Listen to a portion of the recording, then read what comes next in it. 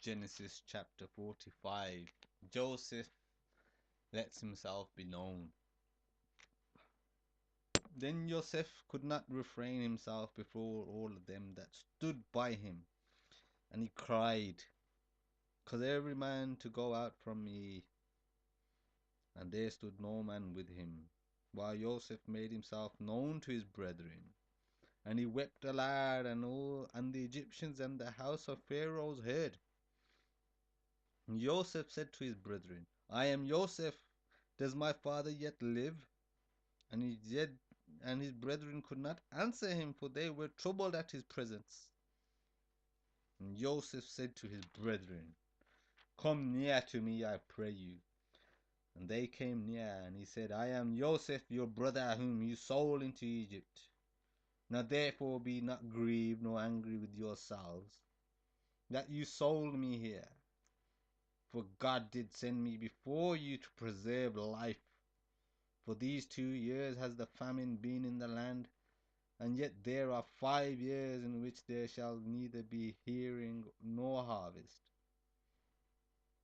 And God sent me before you to preserve you a posterity in the earth, and to save your lives by a great deliverance. So now it was not you that sent me here, but God, and he has made me a father to Pharaoh, and lord of all his house, and am ruler throughout all the land of Egypt.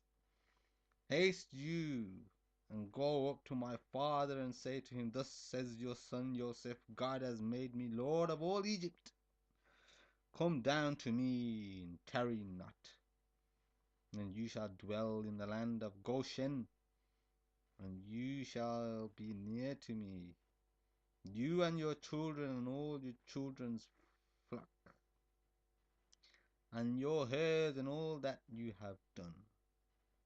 And there will I nourish you, for yet there are 5 years of famine, lest you and your household and all that you have come to poverty. And behold, your eyes sees, and the eyes of my brother Benjamin, that it is my mouth that speaks to you. And you shall tell my father of all my glory in Egypt, and of all that you have seen. And you shall haste and bring down my father here.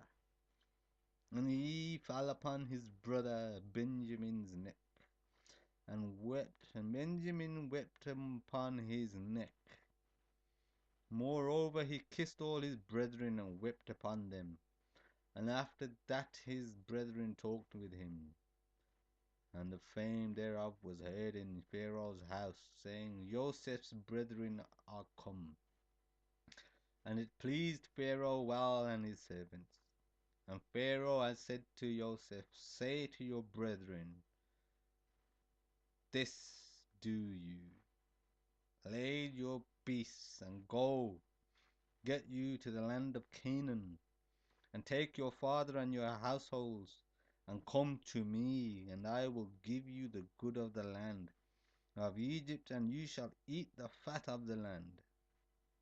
Now you are commanded, this do you, take your wagons out of the land of Egypt for your little ones, and for your wives, and bring your father, and come.